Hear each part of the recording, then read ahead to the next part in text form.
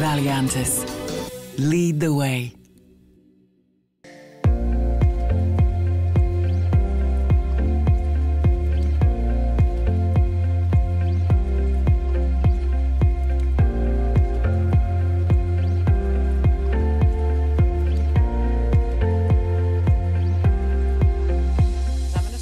Two questions, all right?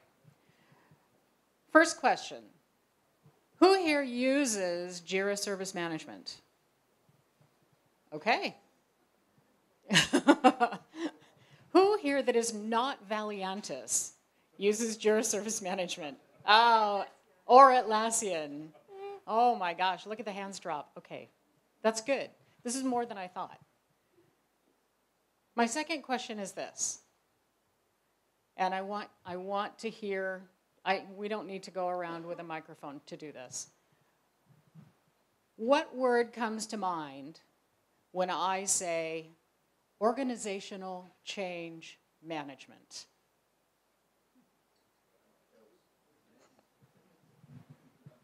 Reluctance. Did I hear someone say pain? Pushback. What was it that you said? Jokes. Jokes. Chaos? Resistance. Chaos. Okay. Keep that in mind. We'll come back to those, all right?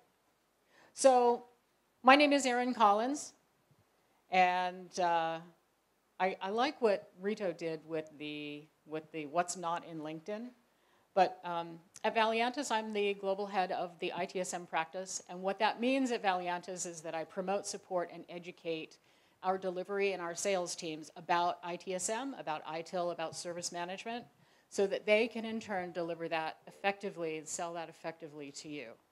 And I help them do that sometimes. Literally, sometimes. What's not in my LinkedIn profile is that I enjoy sewing my own garments, and I recently ran my very first ultramarathon. Anybody else here who's run more than 42 kilometers? Have you really? We have a special handshake, right, Sonny? It involves, yeah, he is a god. It involves tape and mountain poles. So, that's me and Marcus, whose name I can't pronounce. I'm Marcus. And we have now the challenge on the last session. And my name is Marcus, and I'm a senior solution engineer at Atlassian. I'm now for 4 months there, and I'm really happy to talk with you about the digital transformation or the future of service management. I have a huge experience of the last 16 years about the digital transformation in such different companies or in such different branches. And I saw always the same topics. And that's different. And now today, we're talking about these topics and bring you to a little bit more to shift your mind. And Erin and I, we have a good story. And today, we saw a little bit, or not we saw, we hear more about challenges, new way of working, and that's exactly what we are talking today. Right. You may be detecting a theme here about change and about people and processes and technology. So I have a story to share with you. Prior to my work at Valiantys, and I've been here for 3 years, I was a client. I was the Jira admin. And I was really enthusiastic. I'm always enthusiastic, to be honest, but I was very enthusiastic with my business teams, whose applications I also supported. We wore many hats. We were a tiny IT department. I was very enthusiastic with my business teams to help them streamline their processes and help them get onto Jira Service Management, which I loved. I still love it. I think it's awesome. You know, when you're a hammer, everything looks like a nail. I am that Jira Service Management hammer. And my business teams were those nails. I'm telling you, it's true. And I talked with them, and they were very enthusiastic about doing this because when you walked down, this is an insurance company, and we're talking about a claims department.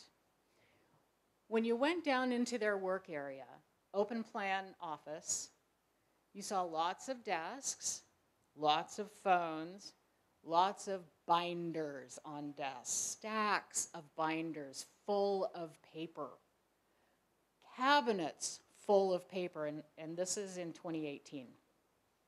So not so long ago. And they told me what their process was. It was all via email. Does that sound familiar? All of the claims requests came in via email. And what they would do, they would print out the email, they would put it in a notebook, write an initial on it, date and timestamp. Then they would log that claim into an Excel spreadsheet that sometimes wouldn't load because it had so many functions and so many formulas and so many rows and so many tabs, and they were constantly contacting the IT department for help with this very Excel spreadsheet. And they would then log that claim into the insurance application, which I also supported for them. See, many hats.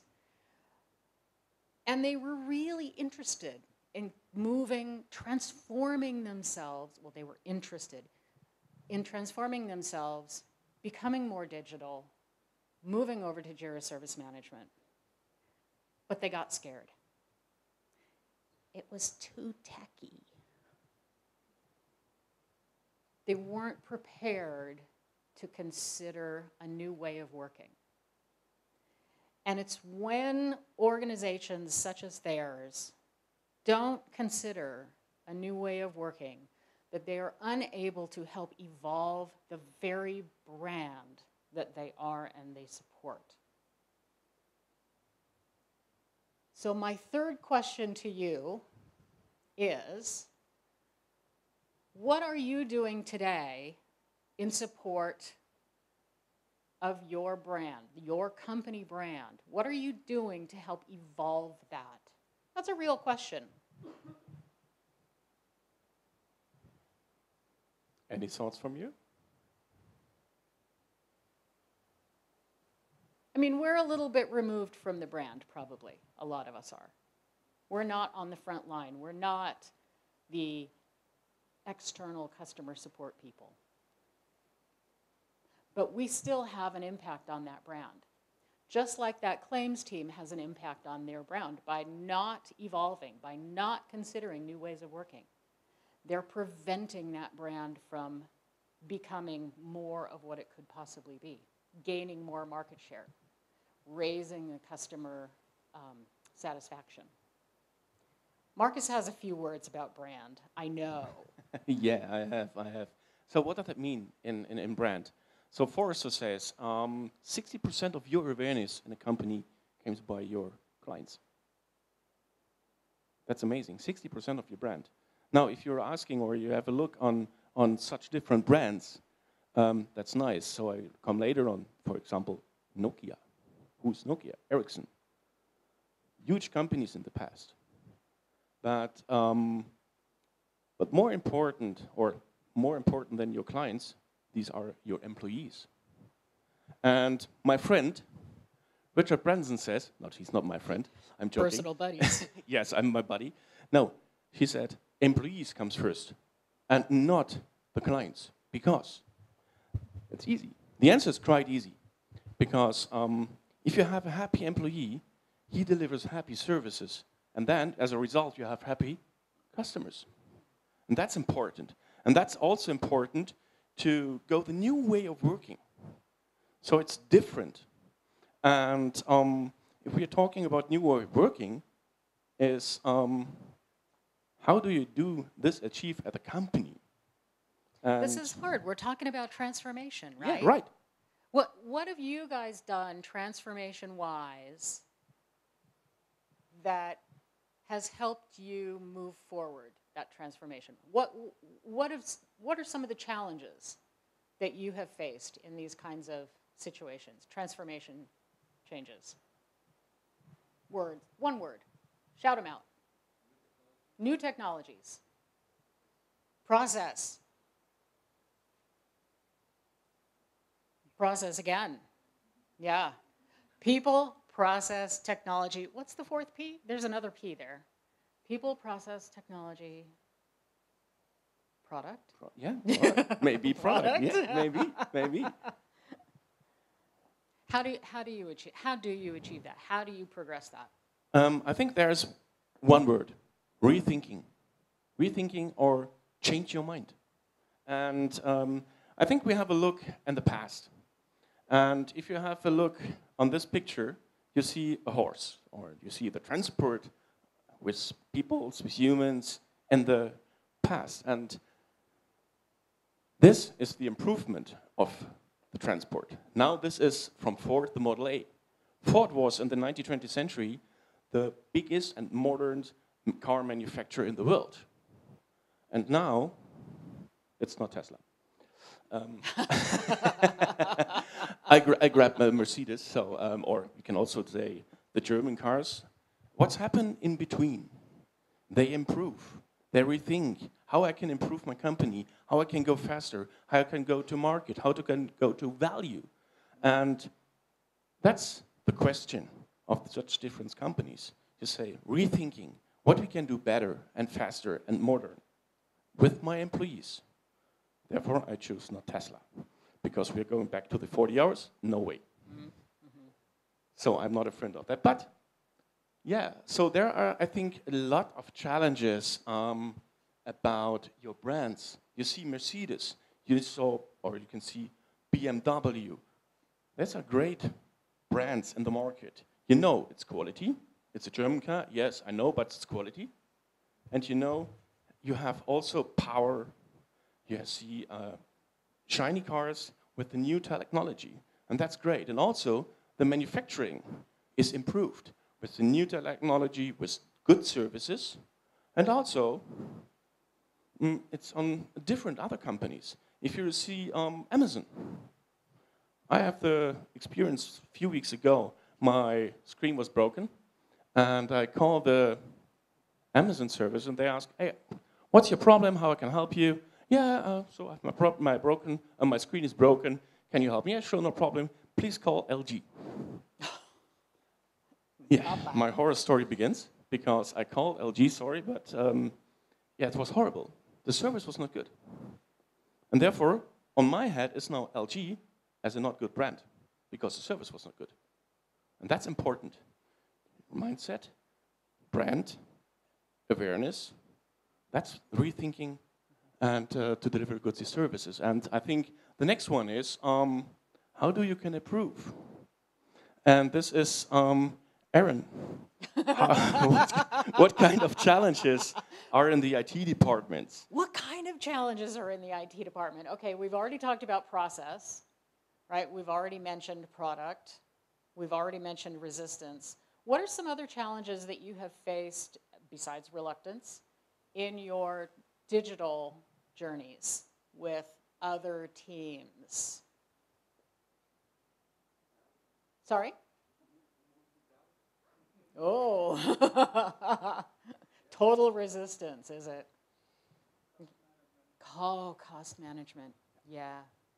Lack of trust. Oh, I really like that one. Yeah, me too. That's very good. That's a really good one. Yeah. Trust. Yeah. Trust in your employees, or trust in your customers. Yeah. What else do we have here? Nothing. So we go further. Let's move on. To phases. And Erin, I think you have a really good story about CBS. I do have a really good story. It's not a Valiantys story, actually. It's an Atlassian story. But I find it incredibly inspiring. Because, as I said earlier, I believe... Okay, let's define what service management is really quickly, right? Just to make sure we're all on the same page. When you reach out to a marketing department or a facilities department or HR and ask them for something that they often provide, that is the definition of a service. What they're providing you is a service, okay? IT service management is that service management cycle occurring within IT. Enterprise service management is that service cycle occurring not only outside of IT, but in connection with IT. It's service management across the entire organization. This is what Jira Service Management helps with, because every single time a service is delivered, there is an expectation and an outcome.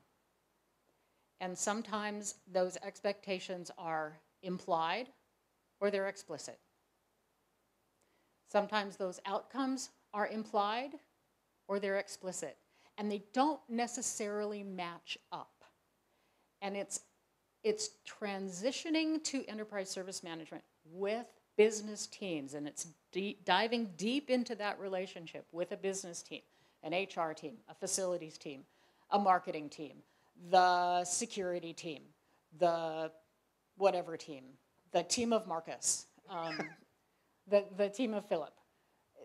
It's that whole connection and that whole relationship that can be built and solidified through proper service management. So, CBS is a massive production. It's a production company. It's a network in America. And their marketing department had, what was that statistic? Tens of thousands of ad units that their product teams had to deal with all the time. A product in this organization is a show like The Big Bang Theory. That's a product, right? And for every product, there are advertising units that have to be created. So it could be a TV commercial. It could be a flash ad on a social app.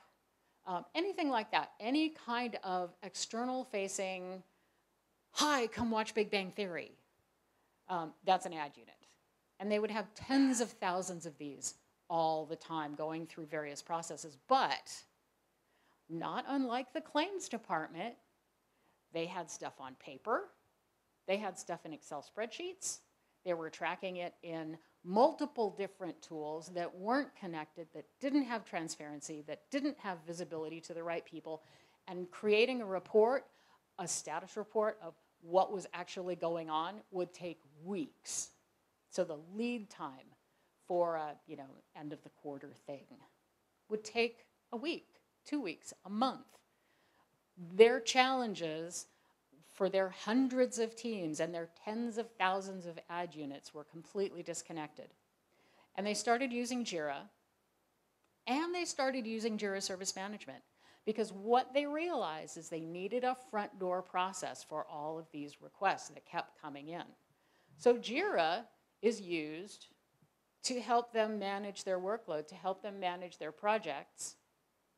Jira Service Management gives those requesters a place to go. It helps them understand what the expected outcome is. It helps them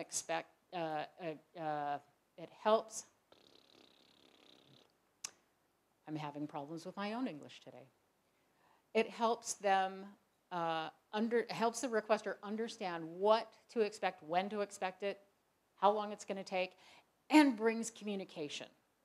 And it brings, here's that theme again, transparency, visibility, taking them out of their old technology and bringing them into the cloud, bringing them onto a workflow tool that helps them manage the value stream from the point of engagement all the way to the end, to that outcome. That's CBS's story. And there is a video. This is from Teams 21. No, ITSM World Tour. This is a story from the ITSM World Tour that Atlassian did. It's on the web. I really encourage you to go see this, because if you have business teams that you'd like to get onto Jira Service Management, or who are coming to you to get on, or even IT teams that are coming to you to get onto Jira Service Management, I really highly recommend you have a look at this video. It'll arm you with some really fabulous information. But one of the things that they did in order to make sure that that was a success, how am I doing? Am I going too long? No? Okay. Many of the things that they did to ensure their success was they set a sense of urgency. This is going to come up again, by the way. There will be a test. They created a sense of urgency. They got the stakeholders engaged, and they found the right champions who could help promote this transformation. And this is a big, you remember, hundreds of teams. This is a big transformation. What else did they do? They communicated and communicated and communicated. They got people on side. They got people, that was a sports reference, on side, right? Oh, man.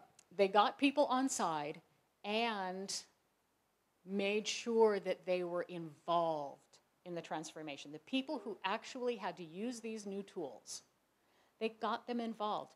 They told them what the goals were, what the expected outcomes were, and then they reinforced those outcomes after the transformation.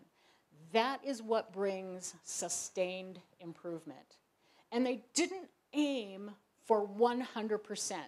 Marcus and I had this conversation earlier today. There is no such thing as 100%, 60%. And then you increment forward. Sounds very agile, doesn't it? You increment with feedback. It's also very ITIL. It's the only time I'm going to say that acronym today. And that's how they did it. And that's how they're continuing to sustain this transformation that they put in place with Jira and Jira Service Management.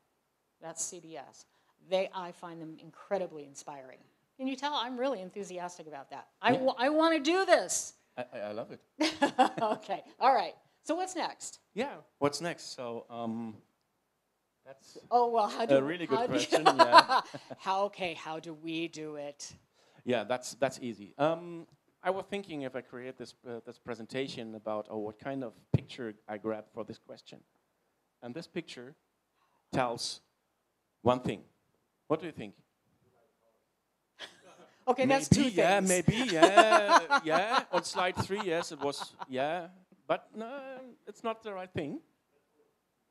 Red Bull. Yeah, to give a push, but it's not the right. No, it's not the right one. These 4 things. Teams. Absolutely, that's the right answer. Teamwork. Teams. I cannot change my tire so fast at this, guys. So that's great. But if you will start to improve or to transform your company, your services, where you're starting, you start with teams. And another question to the audience is now, what are you thinking? What comes first? Solution or employees? I heard someone say employees. Right, absolutely. The solution comes at least, and not at first. Because if you have, I have the story in the company, I was there, and the CEO says, okay, we are going for solution A, B, Y, and Z, and says, okay, that's our new solution to improve our company. And the employees are really sad. They are not happy with the solution because it was horrible. It was old school. You cannot improve, you cannot change, you cannot transform, so it was horrible. And what they do? They top-rated the solution. They're not working with the solution. And that is a bad decision from the CEO. And therefore, if you're starting or will start to transform, you do it with your teams. And then at first, you will start and to have a look on their workplace, on what kind of activity they have, etc. Everything what you have in your teams, bring it on the table and talk about it. And to find out what is the right solution for us as company. And if you do that, you do it as a team. And also with culture. I heard it in, I think in the first or the second session, culture. Yeah. Culture is so important for a company. We as Atlassian, culture is for us really important. If you have a happy customer, you have a happy customer. If you have a happy employee, then you have happy services and also happy customers, as I said, with the picture from Richard Branson. So implement a culture. So if the CEO says, okay, team, you have 5, 6 hours a week to improve our services, to find the right solution. That's great. That's the absolutely right way of working. And if you do this together, plus proven methods, for example, lean management, Six Sigma. I'm a fan of lean management because the best way of improvement. And if you say, okay, you can improve, then you can say, okay, you do some methods, for example, PDCA circle, DMIC circle, whatever. You can choose this one, and then you find the right solution. And if you have your services reviewed, you see your company, etc., then you decide the solution.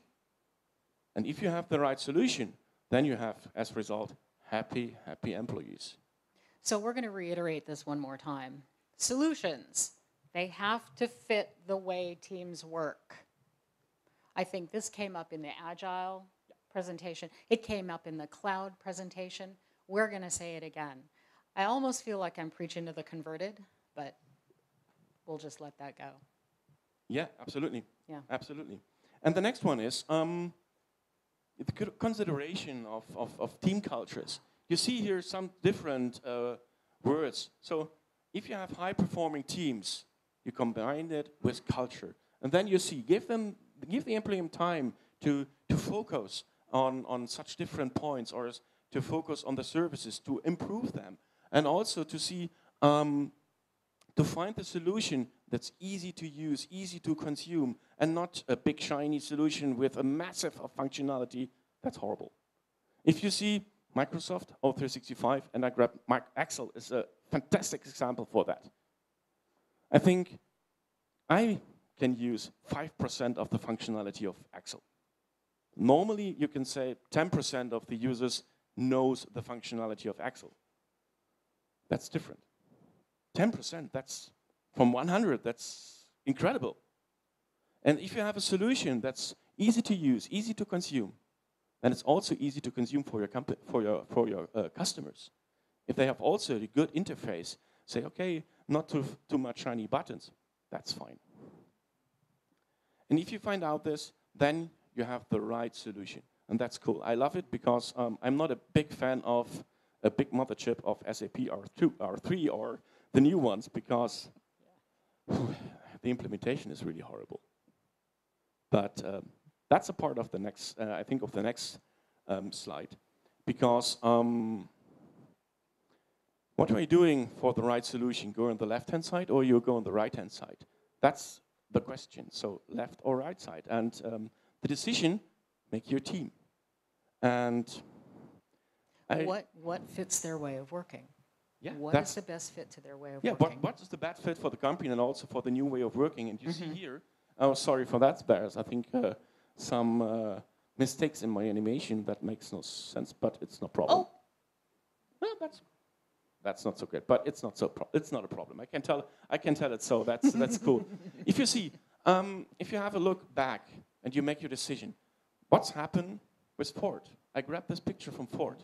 This is exactly what's happened at Ford. Traditioning tooling, mothership SAP R3. That's horrible, because have a look on a change. So now you came to your team and says, okay, from next week we need a change in our service workflow, or we need a change in the system. On an on-premise system, it's really hard, because you need time.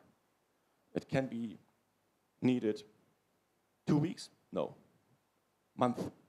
So sometimes you need a month to change something, and that's not good. Then you cannot react flexible on business-driven markets. You need now the change if you need it.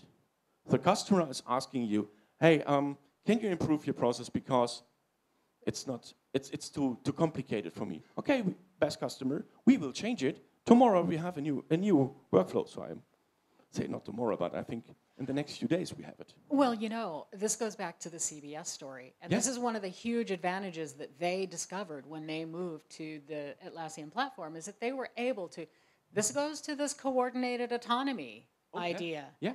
You know, they're able to manage all of their teams individually with a common governance, But if they need to change something in their workflow, they do it. Yeah. And it takes a day, maybe two, based on whatever their business requirements have changed to. And sometimes those can change like that. Yeah, absolutely, absolutely. COVID. And if you change, or if you're working with services or processes, so I have done in one of my previous companies, I'm working with process mapping. So it's also a part to map your process, because if you have no knowledge bases or no document information, have a look on, you lose an employee. That means you lose knowledge if it's not documented, and that's really hard for your company, because that's important. Knowledge is your oil or your gold in the company to improve and also to use in the communication with your customers. And I think one of you asking now, okay, what does that mean for Atlassian, from the Atlassian point of view? That's a really good question. We deliver a platform that you can improve with your company. We deliver with this guys, so with lead changing and also support innovations. You can collaborate. That's important, that you can collaborate with your colleagues and working together. Normally, in the old way of working is we have such different teams and they're working in the different teams and not in a collaborating way. That's dangerous. So because you have such different island solutions in one company. They use the same solution, but with such different ways of working, or with different workflows or whatever. They are not combined, and they are not in a collaboration way. And we as Atlassian deliver a platform to you to work on one platform. And that is Jira Service Management.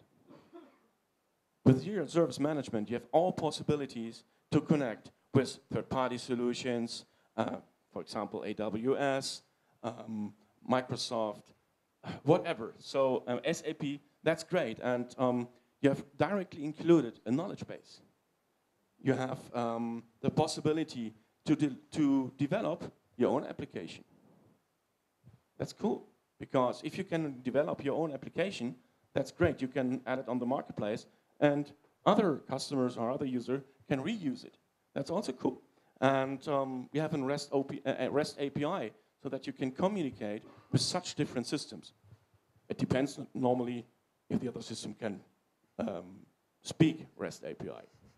If the other system can speak it, yes. So before we go to the next slide, and before we kind of wrap this up, I realize that we are the only thing that stands between you and something ice cold and potentially bubbly. So we will wrap this up in just a couple of minutes, but I do have one more story to share with you. And it's about not doing these things. Sorry, it's about not doing those things. I think it was your horror story? It is my horror story. It's not, well, okay. I wasn't involved in this, but it's my horror story. And it is a client, no names, may not even be a Valiantys client, we don't know. There were signs. Key deliverable items weren't delivered. Calls were missed. Calls were ignored or not returned. What were the other signs here? Sorry. Oh, yes. There was no sense of urgency. There was a invisible leadership. Let's just call it a lack of visible leadership. And it really became very clear when the Jira Service Management users, oh, by the way, this was a migration from an old tool, right? When the Jira Service Management users came to training, and they absolutely resisted that training. They complained the entire time. Why do we have to do this? We liked the way the old tool worked. Why do we have to use this new tool? And that's when we really realized that we maybe need to take a step back and help this client get these folks on board, on side. Oh, I did it again. Get them involved and get their buy-in into this tool migration. And so it was a bit of an obstacle at first, but we came together with a client and it all worked out in the end. They're still on Jira Service Management. And the users did eventually kind of, get on board with it. They proceeded with the training. But we did have to put things on hold for a little bit because of a lack of organizational change management. There was pain. The users didn't understand why they had to migrate to this other tool. They didn't understand the purpose, what the intended outcome was. So not doing those things that we've all said all afternoon about teams, about engaging, about listening with compassion. I don't think anybody actually used that phrase, but that's the phrase, listen with compassion. Understand what these other teams are doing and how they're doing it. Understand their way of working. It takes time, but it's worth it. It ensures a smoother transition, whether it's a tool migration, whether it's a server to cloud migration, whether it's an agile transformation. All of these things have to come together before you start the technology stuff. You have to understand the ways of working and make sure that the people that are affected by these changes are with you. It's stakeholder management. It's creating the sense of urgency. It's engaging. It's making sure you have champions. There are just a ton of tools out on the web to help guide on these. i6sigma.com. Have you ever used i6sigma.com? Sure. I love that. I have a subscription to it. Great tools out there to help you analyze risk. The FMEA, great risk tool. You mentioned the PDCA. Yeah, PDCA, DMOIC. Great tool to help you iterate through your conversations and your transformation journey.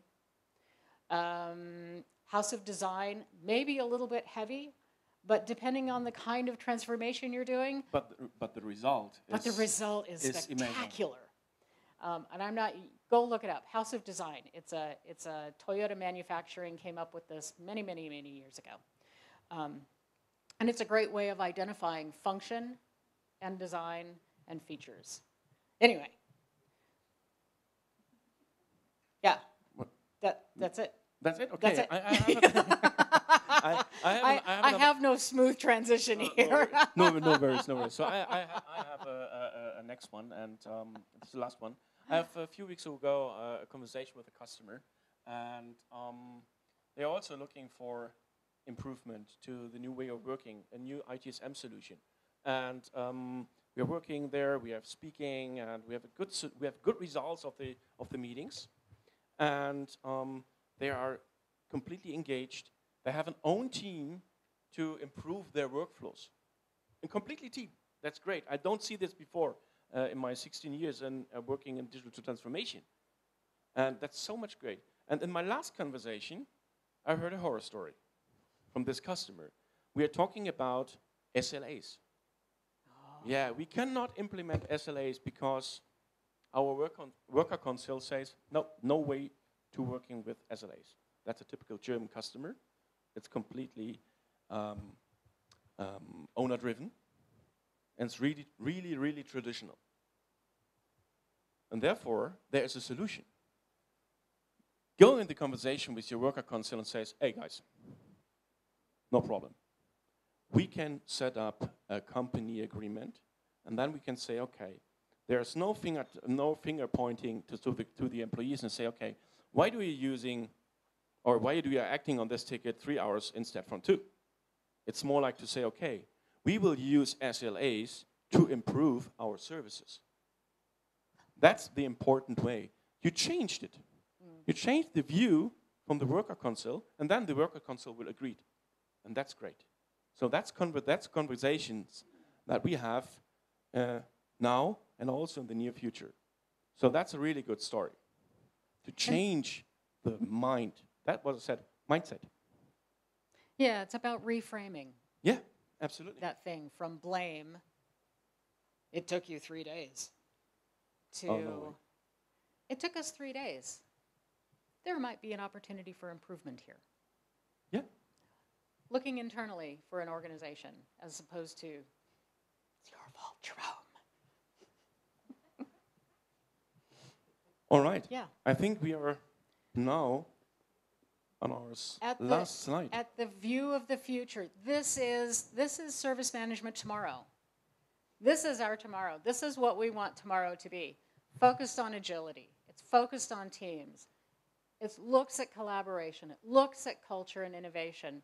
And most importantly, from an ITSM perspective, it really looks at the value stream of the work that's coming through the organization.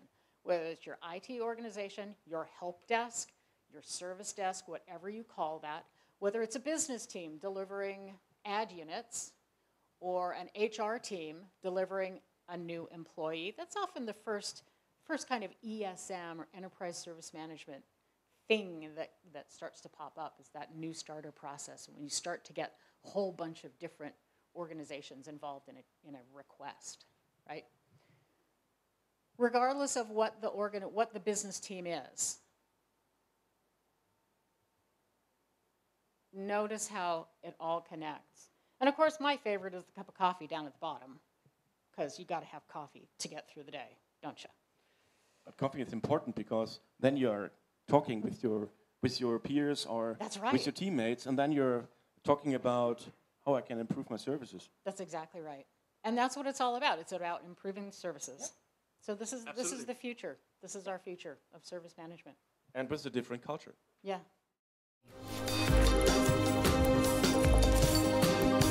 Valiantys. Lead the way.